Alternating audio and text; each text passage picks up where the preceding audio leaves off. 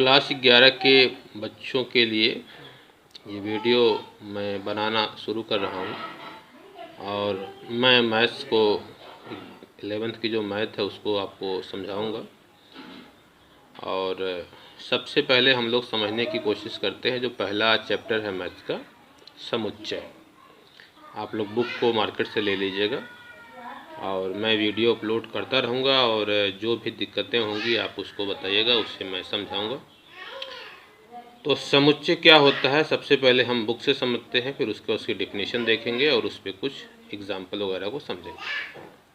तो देखिए, समुच्चय सिद्धांत का विकास जर्मन गणितज्ञ जॉर्ज कैंटोर ने 1845 से 1918, ये उनका लाइफ पीरियड लिखा है, द्वारा किया था। ये किसने किया था याद रखिएगा, जॉर्ज कैंटोर ने। फिर उसके बाद यहाँ से समझिए, वर्तमान समय में गणित के अध्ययन में समुच्चय की परिकल्पना आधारभूत है। आजकल इस परिकल्पना का प्रयोग गणित की प्रायः सभी शाखाओं में होता है। समुच्चय का प्रयोग संबंध एवं फलन, संबंध और फलन जो चैप्टर है वो इसी के बाद आपको आएगा, परिभाषित करने के लिए किया जाता है। ज्यामिति, अनुक्रम, अनुक्रम का मतलब श्रेणी होता है, इसको भी पढ़ेंगे आप लोग। प्रायिकता, प्रायिकता में इसका ज़बरदस्त यूज़ है, इस चैप्टर को आप ढंग से समझिएगा। आदि अध्ययन में समुच्चय के ज्ञान की आवश्यकता पड़ती है। तो समुच्चय की कहाँ कहाँ ज़रूरत पड़ती है, समुच्चय का हम कहाँ किस किस चैप्टर में उपयोग करेंगे, ये मैंने आपको समझा दिया। अब हम लोग समझने जा रहे हैं कि समुच्चय होता ही क्या है। तो सबसे पहले हम समुच्चय की परिभाषा को समझेंगे। देखिए, समुच्चय की परिभाषा मैंने लिख दिया है। समुच्चय सुपरिभाषित वस्तुओं का संग्रह समुच्चय कहलाता है। सुपरिभाषित का मतलब जो बिल्कुल स्पष्ट हो, जैसे उसी सवाल को 10 लोगों से पूछा जाए, 10 लोग अगर एक ही उत्तर दे रहे हैं तो वह क्या है, सुपरिभाषित। लेकिन सबके उत्तर अगर गलत गलत अलग अलग आ रहे हैं तो वह सुपरिभाषित नहीं है। जैसे अगर मैं आपसे पूछूं कि क्लास का सबसे बुद्धिमान लड़का कौन है, तो अलग अलग टीचर की निगाह में अलग अलग लड़के बुद्धिमान हो सकते हैं। कोई टीचर किसी को बुद्धिमान समझता होगा, समझदार, दूसरा टीचर दूसरे लड़के को समझदार समझ सकता है। लेकिन अगर ये कहा जाए कि क्लास का सबसे लंबा लड़का, तो लंबाई एक मानक है, उसको हम आराम से नाप सकते हैं और कोई भी आएगा तो जो सबसे लंबा लड़का होगा उसी को सिलेक्ट करेगा। लेकिन जो समझदारी या बुद्धिमानी है, यह कोई मानक नहीं है, कोई मीटर नहीं है कि आप नाप के बता दोगे कि इतना समझदार है, इतना वो। समझ पा रहे कि नहीं पा रहे? तो उसका वह एक सुपरिभाषित चीज़ नहीं है। जैसे मैं आपसे कहूँ कि सबसे खतरनाक जानवर, जानवरों का समुच्चय, तो उसमें शेर, चीता, बाघ वगैरह को लिखा सकता है।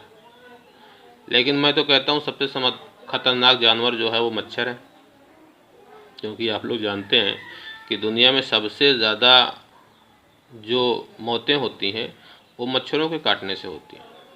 तो सबसे खतरनाक तो मेरी समझ से मच्छर ही है।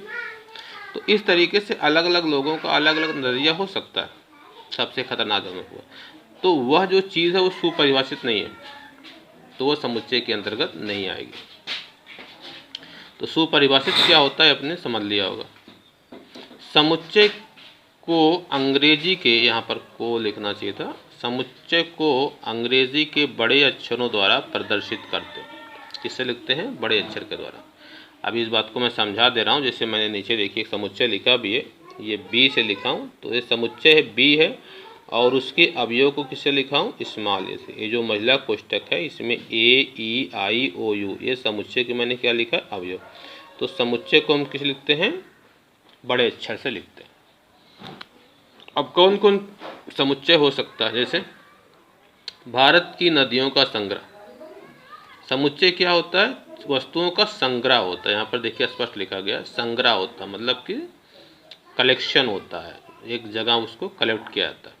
जैसे अब भारत में कितनी नदियाँ हैं, अगर कोई आदमी चाहे तो नदियों का नाम बना सकता है और कोई भी आएगा तो नदियों का संग्रह करेगा, तो मेरी समझ से उन्हीं नदियों को गिनेगा जो भारत में है।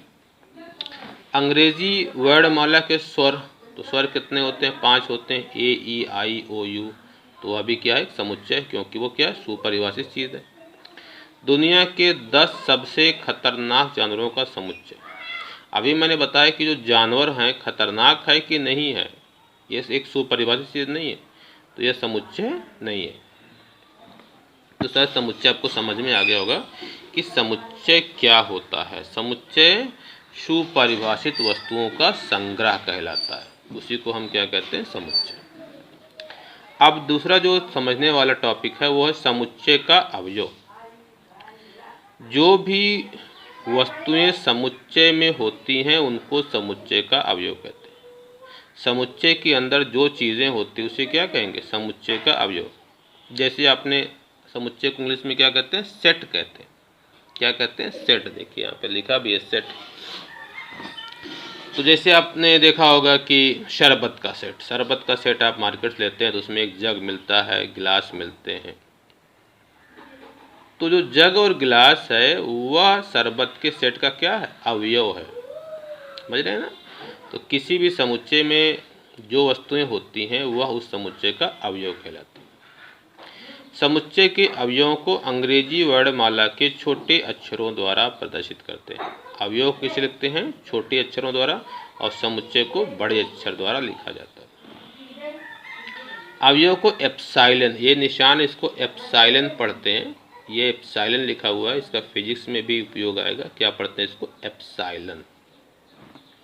जैसे एक समुच्चय मैंने लिख दिया समुच्चय बी या समुच्चय ए, तो ए या बी मैं किस लिखूँ? कैपिटल से। उसके बाद मैंने महिला ब्रैकेट लिखा, और जो अंदर ये चीज़ लिखा है ये समुच्चय क्या है? अवयव। इनको किससे लिखा गया? स्मॉल लेटर से लिखा गया। तो अवयव को हम छोटे अक्षरों से लिखते हैं और समुच्चय को हम बड़े अक्षर से लिखते हैं। इसमें क्या है? ए ई आई ओ यू। तो जो ए है वह समुच्चय का अवयव है, समुच्चय का सदस्य है। तो इसे जो स्मॉल ए है, ए सदस्य है बी का, बी क्या? समुच्चय। इसको मैथमेटिकल रूप में लिखा जाएगा ए, इसके बाद एप्सिलॉन का निशान बनाया जाएगा बी। इसे क्या पढ़ेंगे? ए समुच्चय बी का अवयव है, या ए समुच्चय बी का सदस्य है। इसे क्या पढ़ेंगे? ए समुच्चय बी का अवयव है, या ए समुच्चय बी का सदस्य है। लेकिन देखिए इसमें कहीं डी नहीं है, तो डी सदस्य नहीं है बी का, इसको कैसे लिखेंगे? डी, इसके बाद ऐसा निशान बनाएंगे, पहले इसको क्या करेंगे? इसे काट देंगे, उसके बाद बी लिखेंगे। इसको क्या पढ़ेंगे? डी समुच्चय बी का अवयव नहीं है, डी बी का अवयव नहीं है, या बी का सदस्य नहीं है, पढ़ सकते हैं। तो सदस्य है तो ऐसे लिखेंगे, सदस्य नहीं है तो ऐसे इसको कट कर देंगे। से डी इसमें नहीं है तो डी तो इसका भाई सदस्य नहीं है, इसका अवयव नहीं है। अब समुच्चय का निरूपण, समुच्चय को हम कैसे लिखते हैं, कैसे निरूपित करते हैं, वो आपको समझ। तो समुच्चय को निरूपित करने के 2 तरीके होते हैं। समुच्चय को निरूपित करने के, उसको लिखने के कितने तरीके हैं? 2 तरीके। पहला है सारणीबद्ध विधि या रोस्टर विधि। पहले तरीके को क्या लिखा जाता है? सारणीबद्ध विधि या रोस्टर विधि। तो ये होती क्या है, मैं इसको पहले लिखा हूँ, समझा, पढ़ दे रहा हूँ, फिर समझा दे रहा हूँ। इस विधि में समुच्चय के सभी अवयवों को मझले कोष्ठक में लिखा जाता है। ये मझला कोष्ठक है, और इसमें सभी अवयवों को हम क्या करते हैं? लिखते हैं, और अवयवों के बीच में हम कामा का निशान लगाते हैं, तथा अवयवों के बीच में कामा लगाते हैं, एक कामा का निशान। जैसे अभी मैंने एक समुच्चय बी की बात कही थी, उसमें सभी वावेल थे, ए ई आई ओ यू था, तो उसको कहाँ लिखेंगे? मझले ब्रैकेट में। अंग्रेजी वर्णमाला के स्वरों का समुच्चय है। ये कैसा समुच्चय है? अंग्रेजी वर्णमाला के स्वरों का समुच्चय। जैसे एक दूसरा समुच्चय है, इसमें 1 से लेकर 9 तक की संख्याओं को लिखा गया है। तो एक समुच्चय मान लो ए है, मझले ब्रैकेट में क्या लिखेंगे, 1 2 3 4 5 6 7 8 9। तो ये क्या है, 10 से छोटी प्रकृत संख्याओं का समुच्चय। ये क्या है, 10 से छोटी प्राकृतिक संख्याओं के समुच्चय को लिखने की कौन सी विधि है, सारणीबद्ध विधि या रोस्टर विधि है। और यह क्या है, अंग्रेजी वर्णमाला के स्वरों का समुच्चय को लिखने की कौन सी विधि है, सारणीबद्ध विधि या रोस्टर विधि है। तो शायद आपको समझ में आ गया होगा। इसमें मझले कोष्टक में अवयव को किसी भी क्रम में लिखा जा सकता है। ऐसा नहीं है कि अवयव को ए ई आई इसी क्रम में लिखें, हम किसी भी क्रम में लिख सकते हैं। हम ई को आगे भी लिख सकते हैं, किसी भी अक्षर को पीछे भी लिख सकते हैं, उससे समुच्चय पर फर्क नहीं पड़ेगा। ये समुच्चय और ये समुच्चय दोनों बराबर है। अगर हम अवयवों को आगे पीछे भी कर दें तो उससे समुच्चय में कोई डिफरेंस नहीं आता है। किसी भी अवयव को एक से अधिक बार नहीं लिखा जाता है। इस विधि में जो आपकी रोस्टर विधि या सारणीबद्ध विधि है, इसमें हम एक अवयव को एक ही बार लिखेंगे, एक से अधिक बार नहीं लिखेंगे। इस बात को आप याद रखिएगा। समुच्चय को निरूपित करने की दूसरी विधि है समुच्चय निर्माण रूप। इस विधि में समुच्चय के नियम को मझले कोष्टक में लिखते हैं। इसमें हम क्या लिखते हैं, समुच्चय के नियम को लिखते हैं। जैसे अगर यही जो समुच्चय हमारा बी था, ए ई आई ओ यू था, अगर हमको इसे निर्माण रूप में लिखना होगा तो हम लिखेंगे बी बराबर मझले ब्रैकेट में यक्स सच दैट यक्स अंग्रेजी वर्णमाला का स्वर, ऐसे लिखेंगे। इसी समुच्चय को, जो ये समुच्चय ये रोस्टर विधि या सारणीबद्ध विधि में लिखा हुआ है, इसको अगर हमें निर्माण रूप में लिखना हो तो उसको लिखने का तरीका ये होगा। दूसरा जो था, जैसे अगर एक समुच्चय मैं लिखता हूँ जिसमें सम संख्याएं हैं, जैसे मतलब 2 4 6 8 10, इसको लिखना हो, ए बराबर क्या होगा, एक्स सच दैट यक्स एक सम संख्या। तो इसको अगर हमें निर्माण रूप में लिखना होगा तो ए बराबर क्या लिखेंगे, 2 4 6 8 10 12, इस तरीके से होता हुआ चला जाएगा। अब कुछ समुच्चय हैं जिनको आपको याद रखना है। जैसे कैपिटल एन से क्या लिखा जाता है, सभी प्राकृतिक संख्याओं का समुच्चय। प्राकृतिक संख्याएं तो आप लोग जानते होंगे, 1 से लेकर अनंत तक होती हैं। जेड सभी पूर्णांकों का समुच्चय। पूर्णांक क्या होते हैं, धनात्मक भी होते हैं, ऋणात्मक भी होते हैं, मतलब 1 से लेकर अनंत तक होता है। -1 -2 -3 अनंत तक जाएगा और 0 होता है। क्यू से सभी परिमेय संख्याओं का समुच्चय लिखा था। तो परिमेय संख्या तो आप लोग पढ़े होंगे हाई स्कूल में, इसको हम P/Q के रूप में लिख सकते हैं। आर क्या, सभी वास्तविक संख्याओं का समुच्चय। डब्ल्यू पूर्ण संख्याओं का समुच्चय। अगर Z के ऊपर हमने प्लस लगा दिया तो धन पूर्णांकों का समुच्चय है। आर के ऊपर प्लस लगा दिया तो धन वास्तविक संख्याओं का समुच्चय। क्यू के ऊपर प्लस लगा दिया तो धन परिमेय संख्याओं का समुच्चय। अब देखिए, मैं एक उदाहरण यहाँ समझा दे रहा हूँ।